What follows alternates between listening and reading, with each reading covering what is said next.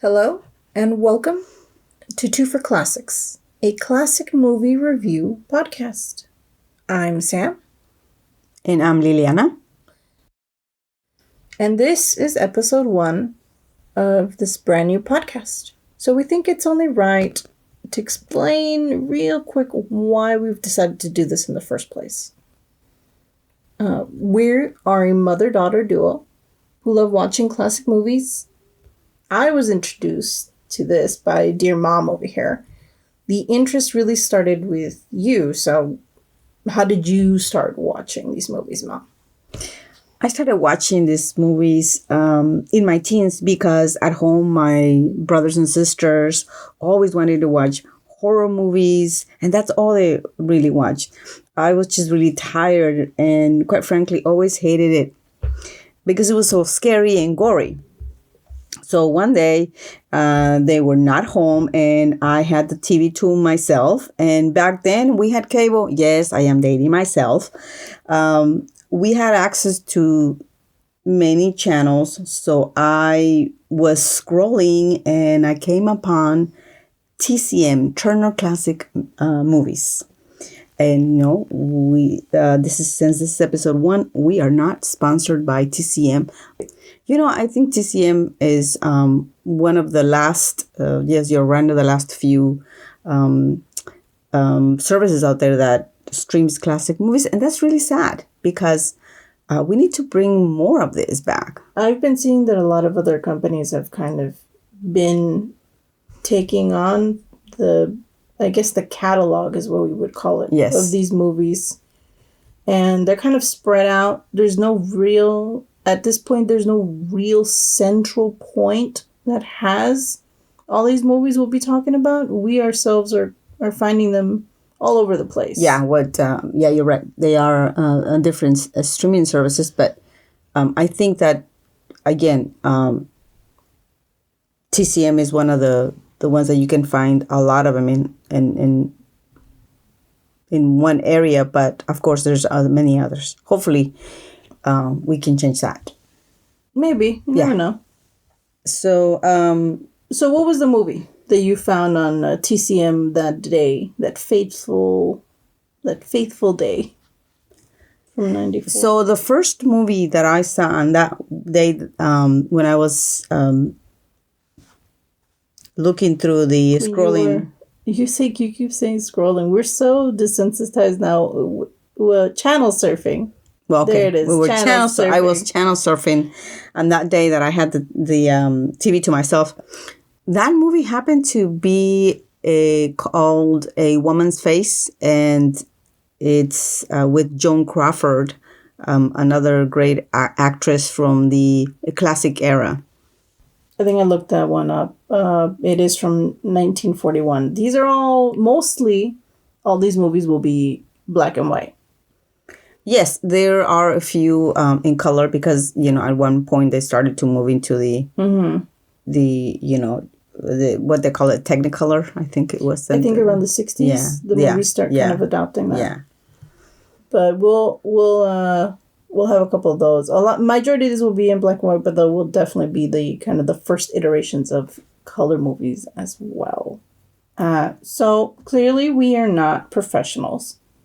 And this podcast is mostly our crazy opinions because, mostly our very opinionated selves talking about things. But our goal here is introduce others to a genre of movies that we find very entertaining. We find that we really do like these movies, but that people may have never heard of them. And hopefully we encourage others to delve deeper into this plethora of classic movies out there. So we have a general structure, just as a side note, for each of these episodes. Every movie will have 2 episodes to be specific.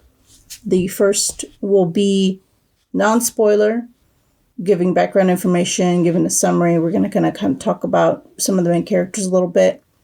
And then episode 2 will be a little longer, and that's where we're going to spoil the entire thing. And we'll deep dive into very opinionated comments about what we thought the message was, or the acting or just anything that we can point out. Yeah, our personal opinions on it. Yeah. And we hope people come back for that second episode after they themselves have seen the movie, or even if they don't, just to come back and hear what the movie was actually about. Okay, so for every movie, we'll do episode 1 and then episode 2. Okay, so this is episode 1, and we will start with which movie, Mom? A Place in the Sun. This movie was directed by George Stevens. It was released in the U.S. in August 1951. It runs for about 2 hours, and it is a thriller romance.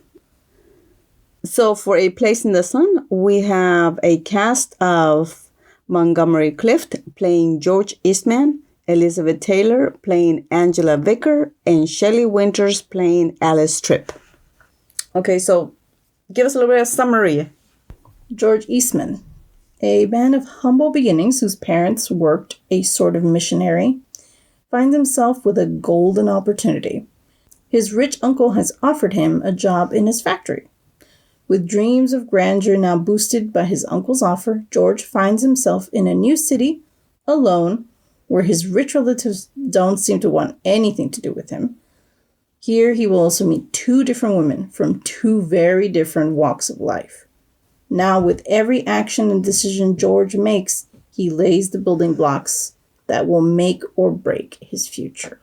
Okay. So, with that summary out of the way, let's talk a little bit about the movie without spoiling anything, obviously. So, let's talk a little bit about George. What do you think of George? I think George had incredible inner strength to constantly face people looking down on him, but not letting. It didn't drag him down though. While at the same time, his character always felt a little fake to me. Yeah, he never really had a. He always tried to fit in, even when he wasn't with his rich family. He always tried to fit in wherever he was. I wonder if he always just inside, I'm an Eastman, even though I don't have that money, the last name, it's going to carry me. And so there was a little bit of that arrogance. I could see that. Yeah. The outfits he wore were clearly untailored. And because he didn't have a lot of money. He was kind of starting fresh in this new city. So he took whatever funds he had and got himself a little suit that he kind of wore everywhere until he was able to buy something else. But he did his best to fit in those rich circles when he was invited. But yeah, his family clearly did not want that. Well, the uncle kind of did. He was the one that gave him the opportunity, but not the aunt or the 2 cousins. Yeah. So that first time that he meets the family, they were it was obvious that they had wanted nothing to do with him. The aunt just makes it very clear that she doesn't even want him to stay there for the night, or even, Yeah, in their huge mansion, which very likely has guest rooms. Yes, and she just, it's obvious that she's trying really hard to be polite. Polite. Polite, yeah. But also makes it clear that she doesn't want him around. He's... Well, they're making fun of him before he even shows up. When they're talking about him. They're making fun of him. Him and his family, that they're poor and they're like really nothing, right? Yeah. So, but I get it more from the aunt and the cousins. I noticed that George's uncle he doesn't really has say a much. soft spot for him. But yeah, because that's his brother's son. Yeah. So. And then we have also Alice Tripp. She is our very humble girl working on the factory floor, not really, aspiring to much. She's just very happy with her, working her job, eventually finding a husband and settling down. That seems to be what she is happy to do, what her goal is. There isn't much dimension to her, I should say. Yes, and you know the other thing that I notice about Alice is she's very vulnerable, and she just sort of puts herself out there and opens herself up to George, her life, her right away. Like, She just starts spilling all her secrets right away. yeah, not necessarily her secrets, but her wants and needs and fears and all this, and talks about her previous life and her family, and everything. It's just, I think she opens up too much to him really quick. Overshares. Too quick, I think, and that, vulnerability is good, but sometimes it's not. Yeah, well, in this case, George wasn't reciprocating. He was just letting her talk. And asking her questions to continue letting her talk. Yeah. But you notice George wasn't the same. Like, he was much more confident, and like I said, there's a little bit of that arrogance with her. There was a fake humility he had with her. Yeah, with her, you're right. And then with the family, he was like, timid, and didn't sometimes even look at people when he was talking to them. Because they were a very different kind of... Yes, so... And then, of course, we have our final main character, Angela Vickers, our rich socialite. Very beautiful. Very beautiful, played by Elizabeth Taylor. Not that, Shelley Winters didn't do a good job as Alice Tripp. They were both, but makeup and wardrobe did a very good job of selling Angela Vickers as beautiful, very wanted young socialite. Well, Elizabeth Taylor in real life. I mean, was course. A beautiful, beautiful woman. But it helps. But yes, of course. Shelley Winters, I've seen her in other movies, and she, when they dress her up and they put the makeup on, makes a difference. She's a very beautiful woman also. But here, Shelley Winters, they dressed her down. She had to. That was she playing that character, and she sold it. She did a great job. Elizabeth Taylor, she. She, like you said, she comes out as this, I don't think so much spoiled. She's clearly spoiled, but not to the point where it's annoying. Not like his cousins. Yes, you're right. Not like she's not rude. She's not rude on purpose. No. She's just very caught up in her own life that she doesn't really see anything outside of it. Yes. Well, she's... What, 17, 18 in this? I don't know. She's playing, like, she's going off to college, I think. Yeah. And so, she's just having a good time in her own little, wealthy world. Pretty much. Has everything.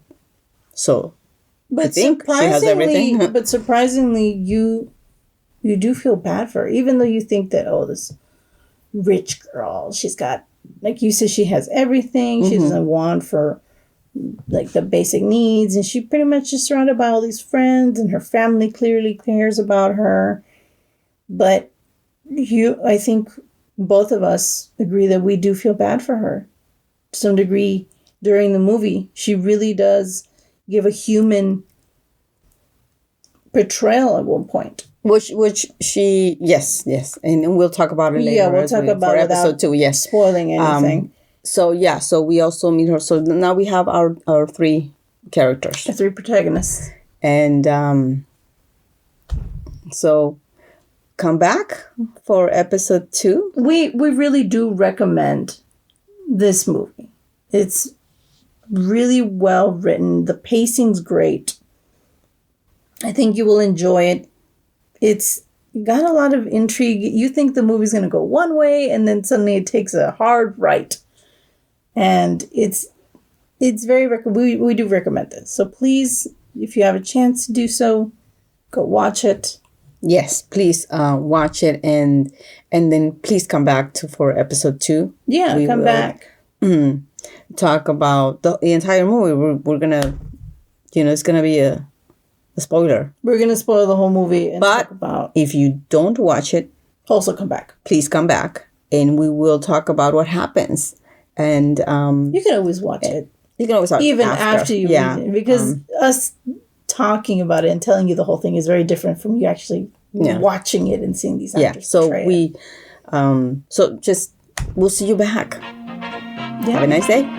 Bye.